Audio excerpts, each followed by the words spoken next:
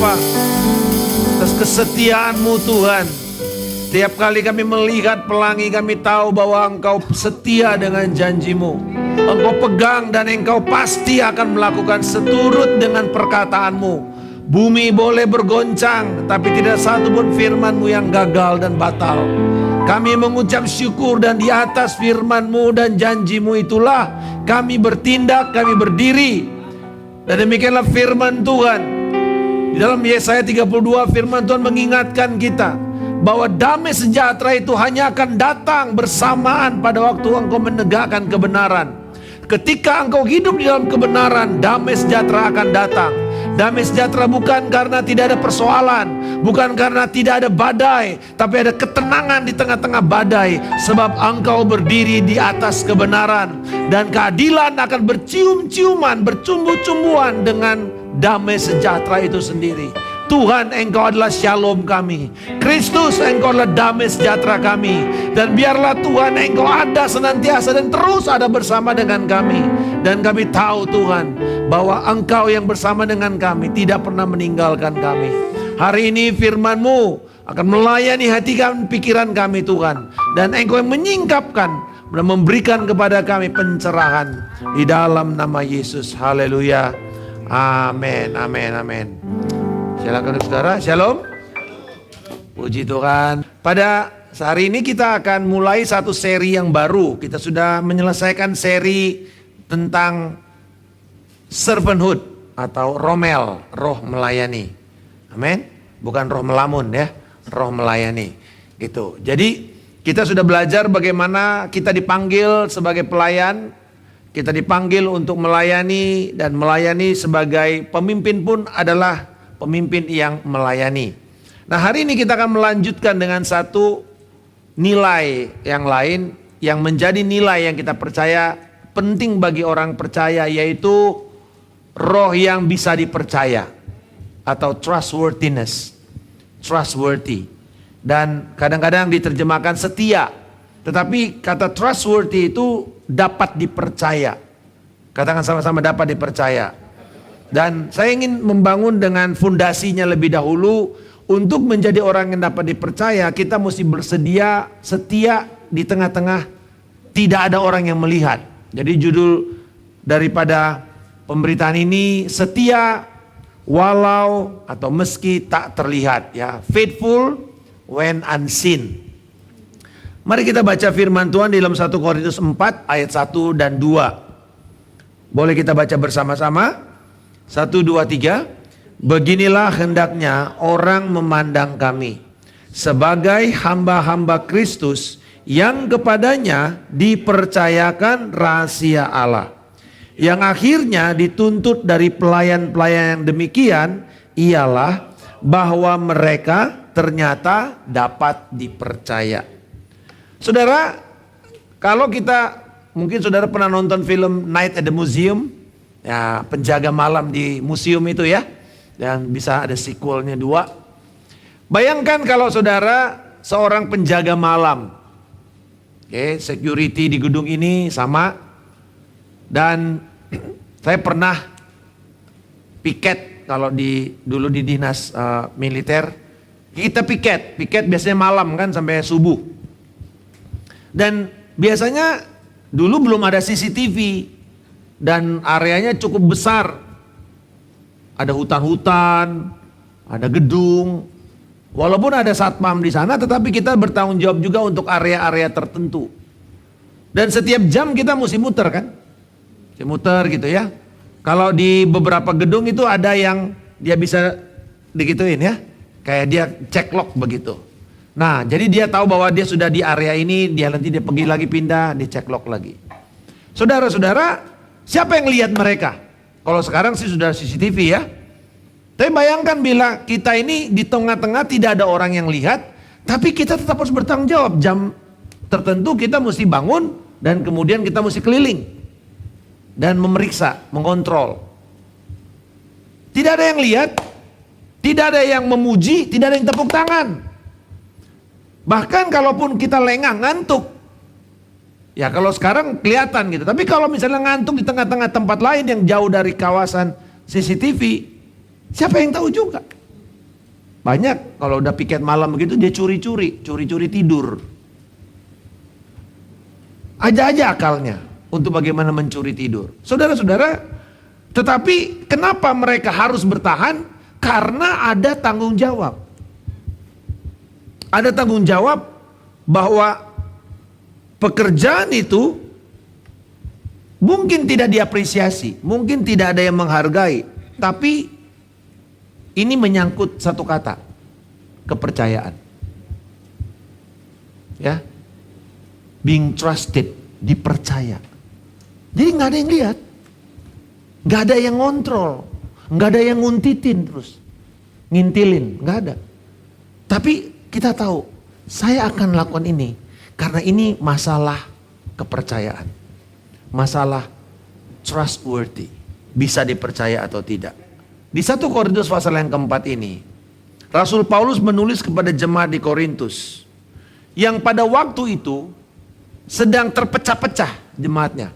Dikatakan, oh ada yang pengikut Apolos, ada yang pengikut Yesus, ada yang pengikut Paulus. Terjadi sekterian, terjadi pengelompokan. Klik gitu, klik kelompok-kelompok. Oh ada kelompok yang berbahasa lidah, ada kelompok yang bernubuat. Jadi kacau itu jemaat ketika kumpul. Masing-masing berusaha untuk meninggikan talenta mereka, karunia mereka. Riuh, ruwet, chaos. Belum lagi kalau ada acara makan. Bapak Ibu, penetapan perjamuan malam yang kita biasa pakai sebagai ayat perjamuan kudus. Awalnya itu apa? Potluck party. Orang-orang datang bawa makanan gitu kan. Kumpul-kumpul lalu kemudian nanti kumpul di gereja lalu mereka makan bareng-bareng. Nah masalahnya yang kaya bawa makanan banyak. Yang kurang kaya atau yang miskin tidak bisa bawa makanan apa-apa. Jadi yang makan hanya orang kaya, yang miskin gigi jari. Makanya Paulus marah. Dia tulis surat itu. Dan dia ingatkan tentang perjamuan malam. Ini bicara gereja yang sangat karismatik. Karena penuh dengan karunia-karunia roh, tapi sangat chaos. Runyam, belum lagi masalah moral. Belum lagi masalah siapa yang mau jadi pemimpin. Semua orang berusaha untuk menjadi mendapatkan validasi, berusaha untuk terkenal. Makanya ada ilustrasi yang Paulus katakan dalam 1 Korintus 14 mengenai tubuh dan anggota tubuh kan. Semua mau jadi mata. Lah kalau semua jadi mata bagaimana? Siapa yang mau jadi telinga? Ada mata yang berusaha jadi telinga. Itu namanya apa? Mata-mata. Iya dong. Iya kan? Yang suka dengar-dengar apa semua, ngumpulin informasi, itu kan mata-mata. Itu mata yang berusaha jadi telinga. Atau ada yang berusaha kaki, itu tidak penting.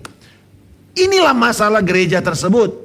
Belum lagi mereka ingin dihargai oleh dunia, karena Korintus itu salah satu kota di mana banyak pembicara-pembicara kayak motivator yang memang bayaran.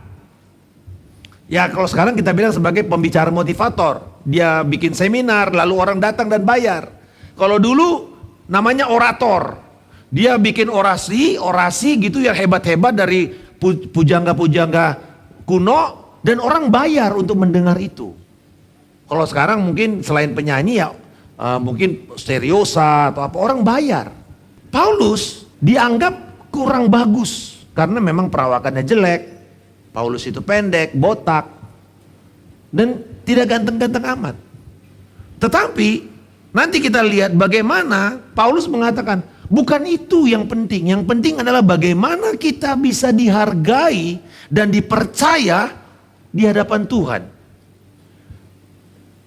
Tema daripada pemberitaan hari ini adalah setiap murid Kristus dipanggil untuk menjadi pelayan Kristus yang menjaga kepercayaan dengan setia, bukan dengan pujian manusia, tetapi untuk menyenangkan Tuhan yang menilai hati kita. Jadi hari ini kita akan belajar apa itu yang namanya dipercaya oleh Tuhan. Bagaimana kita bisa menjadi setia. Saudara-saudara, Paulus menekankan bahwa para pemimpin harus memiliki dua kata ini. Pelayan dan pengelola. Sama-sama katakan. Dan pengelola. Kita sudah banyak bicara tentang pelayan. Nah, di dalam bahasa Yunani ada beberapa kata pelayan. Ada doulos yang kita sudah tahu, bond servant, budak yang terikat seumur hidupnya. Dia tidak punya hak apapun. Yang hanya dia tahu, dia kerja untuk tuannya sampai dia mati. Itu doulos. Ada lagi diakonos, dari situ kita dapat kata diaken, yang mengelola, melayani. Ada lagi anak kecil yang kerja di rumah. Ada lagi anak yang kerjaannya harian, gitu ya. Ada lagi yang Paulus pakai di sini, dia nggak pakai kata doulos. Nanti kita lihat, yaitu dia memakai kata yang menarik, huperetes, ya, huperetes. Jadi yang pertama saudara, kita akan belajar, yang pertama, jadilah pelayan Kristus yang sejati. Dia katakan, beginilah hendaknya orang memandang kami. Jadi kalau kalian mau menilai kami, nilailah kami apa? Sebagai, ayo perhatikan, apa? Sebagai hamba-hamba Kristus. Kalau kamu mau menilai kami, kalau kamu mau judge kami, kalau kamu mau menghakimi kami, hakimilah kami dengan satu hal saja. Apakah kami ini adalah hamba-hamba Kristus? Nah, dia pakai kata huperetes. Huperetes itu beda dengan doulos. Kalau doulos itu budak secara umum. Tetapi kalau huperetes itu dari kata gabungan dua kata Yunani, hupo dan retes, itu artinya di bawah. Kayak ini dia pakai kata ini sebenarnya untuk pendayung yang di kapal itu loh.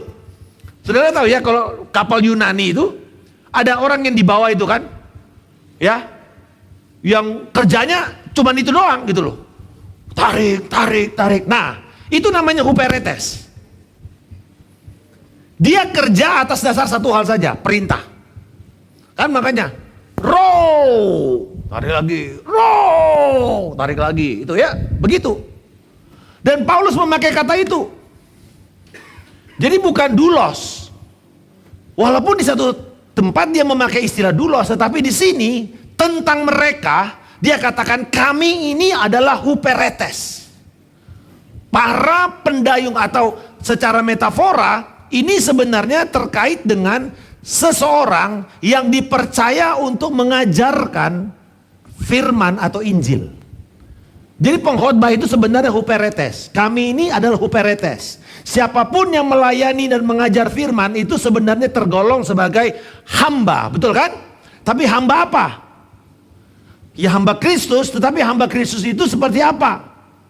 Yang hidupnya diarahkan oleh kehendak Kristus.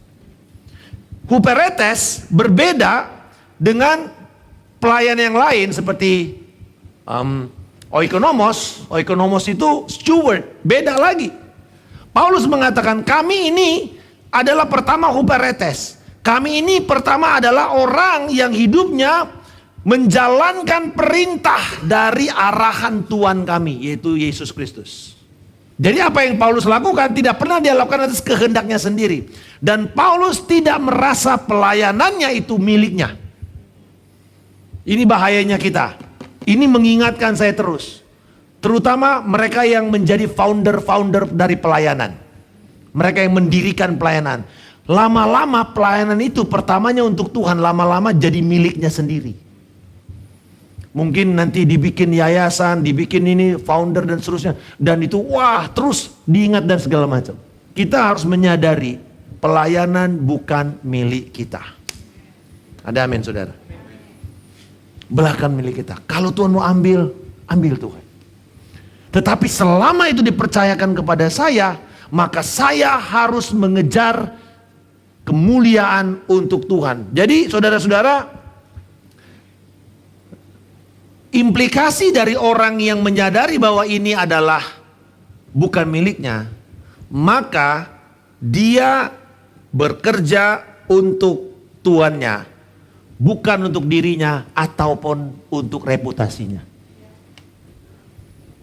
Kalau saudara merasa saudara mesti hebat terus, mesti terkenal terus, mesti mencapai sesuatu terus, itu berarti saudara sedang mengejar reputasimu. Saudara terlalu peduli dengan reputasimu. Salah nggak Pak ngejar reputasi? Hati-hati, sangat tipis dengan ambisi. Apa kebenaran firman dari kata huperetes yang Paulus katakan ini? Bahwa identitas tertinggi setiap anak Tuhan adalah seorang abdi. Saya suka lebih pakai kata abdi. Abdi itu ya betul-betul kalau orang Jawa ya abdi dalam. Itu saya satu kali pergi ke Jogja, ke keraton. Kan itu di pinggir-pinggir keraton itu ada abdi dalam ya. Abdi dalam saudara, pangkatnya kapten gitu kan. Abdi dalam, ya itu prajurit-prajurit yang ada di keraton. Mungkin gajinya pada waktu itu saya tanya, Pak gajinya berapa Pak? 10.000 sebulan. Tapi loyalitasnya kepada Sinuhun, kepada Sultan, itu sampai mati. Dia nggak bicara berapa banyak yang dia terima. Itu tinggal di gang-gang yang sekitar istana itu semua itu pada abdi dalam itu tinggalnya situ. Mereka adalah prajurit-prajurit, pelayan-pelayan kerajaan. Dan mereka mengabdi seluruh hidup mereka. Kita ini abdi. Katakan sama-sama, saya ini adalah abdi. Abdi Kristus. Jadi abdi itu apa saudara? Setia kepada tuannya dan bukan kepada manusia. Amin. Ingat kita semua dipanggil. Karena kita dipanggil, kita mengabdi.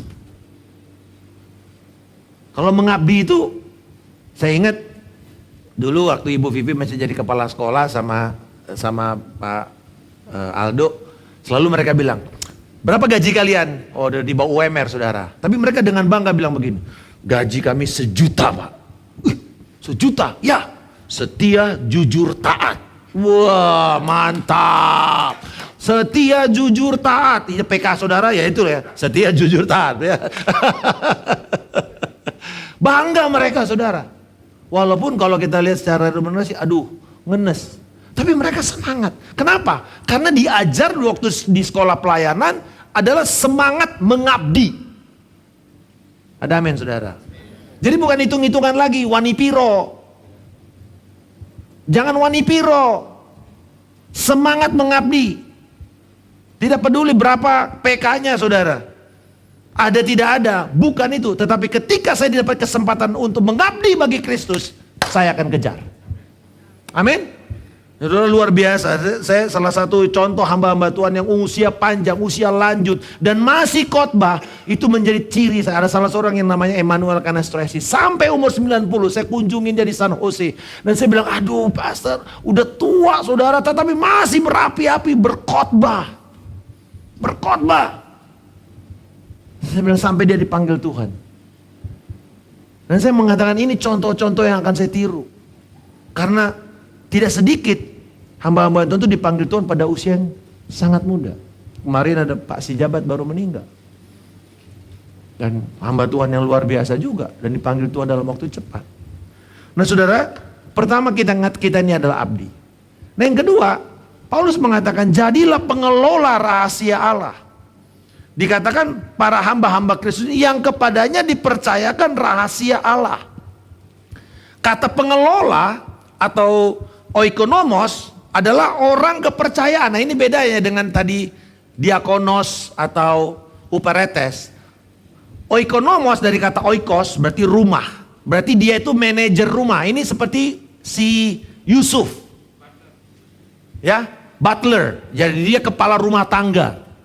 Dia mengelola, bosnya cuma tahu dia kasih uang sama mereka, dia bikinin semua, pastikan taman rapi, bersih, rumah selalu bersih, selalu akan ada makanan pada waktu jam-jam makan selalu tersedia.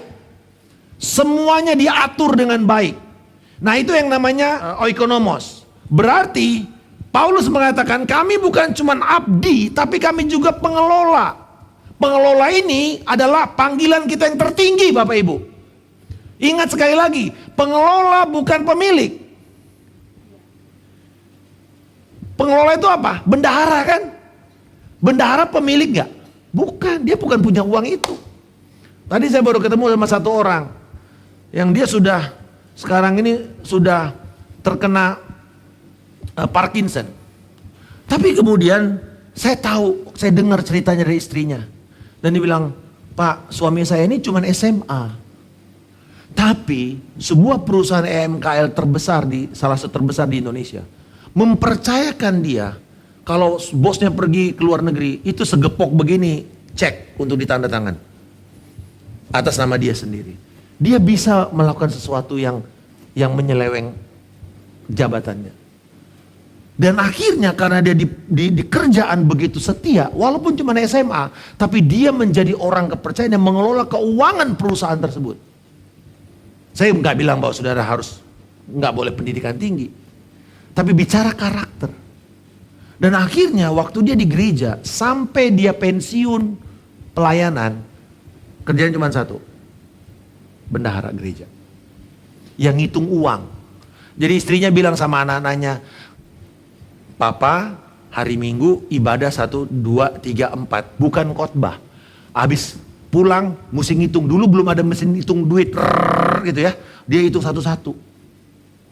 Dan tidak ada satupun yang hilang. Dan gereja itu bukan gereja kecil, setiap kali persembahan ada yang kadang-kadang segepok-segepok begini dolarnya. Tapi tidak ada satupun yang hilang. 4 termin. Saya kagum dan tadi saya ketemu sama dia sudah dalam kondisi yang Parkinson. Dan saya bilang, Om terima kasih untuk kesaksiannya. Trustworthy. Orang yang dipercaya mengelola. Tapi Paulus mengatakan rahasianya orang kepercayaan ini bertanggung jawab atas harta. Atas rencana, atas ide-ide tuannya. Dan Paulus mengatakan bukan harta secara duniawi yang mereka kelola.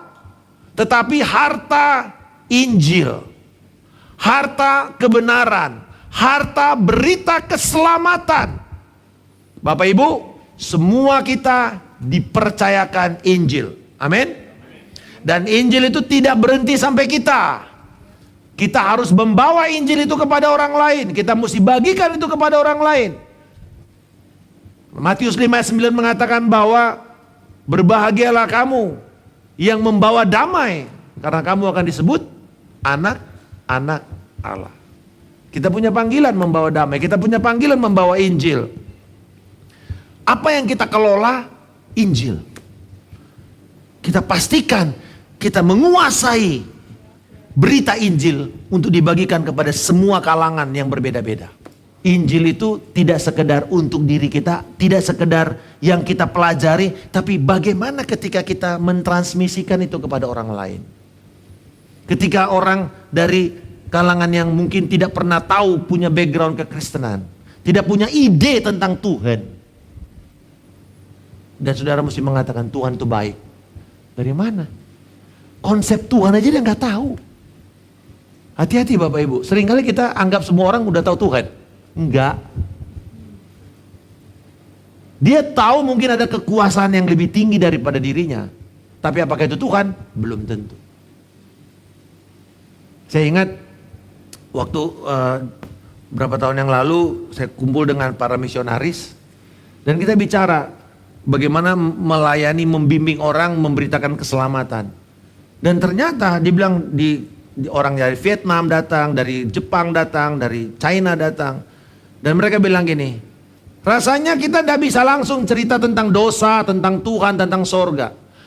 Perlu ada satu chapter lagi untuk menjelaskan tentang keberadaan Allah itu apa. Wah, kita semua mikir. Karena selama ini mindset kita tanpa sadar, kita ini mindset orang Kristen. Yang kita udah bilang Tuhan itu ada, surga itu ada, neraka itu ada. Tapi kalau saudara dari latar belakang non-Kristen, atau gereja atau agama yang bukan Semitik ya, kalau misalnya Islam, Kristen, Katolik, itu Semitik. Dia percaya adanya Tuhan, Allah yang monoteis. Tapi di luar itu Konghucu, Buddha, Hindu, ada konsep. Ada dewa. Tapi apakah itu konsep Tuhan? Belum tentu. Sorga dengan nirwana beda. Sorga dengan nirvana beda lagi saudara. Kalau nirvana mungkin beda lagi. Ya. Nah, Bagaimana cara kita komunikasikan ini? Nah, disitulah kita sebagai seorang steward. Sama seperti kalau saudara dipercayakan uang atau kayak fund manager ya, saham. Dipercayakan tuh, saya kasih kamu sejumlah uang, kamu kelola ini supaya menguntungkan. Dia berpikir bagaimana kesaham mana yang dia akan pakai untuk invest. Kemana saya mesti bawa uang ini supaya dia berganda. Itu adalah seorang steward. Dan Tuhan mengatakan, Paulus mengatakan, kami ini adalah pelayan-pelayan dan pengelola-pengelola Injil. Jadi saudara-saudara, prinsip kebenarannya di sini, semua yang Tuhan titipkan, baik itu talenta, pengaruh, pelayanan, bukan milik kita. Ada amin saudara? Itu adalah milik Tuhan. Tetapi bagaimana kalau itu dipercayakan kepada kita? Harus kita jalankan dengan jujur. Amin. Bertanggung jawab. Meski tidak dipuji, meski tidak dilihat orang. Contohnya apa? Mengelola karunia rohani saudara. Apakah saudara seorang singers? Apakah saudara latihan enggak? Walaupun gak dilihat orang atau bukan karena pelayanan. Melatih setiap hari, disiplin melatih vokal saudara. Bila saudara seorang penulis, apakah saudara menulis setiap hari walaupun tidak ada pesanan? Saya ingat satu kali dalam 1 tahun, saya tidak diberikan jadwal khotbah. Hati saya gelisah sekali. Tapi saya percaya, gembala saya bilang begini, Markus, nanti kamu sampai ampun-ampunan untuk minta, ada nggak yang menggantikan saya khotbah? Kalau sekarang rasanya kepengen khotbah.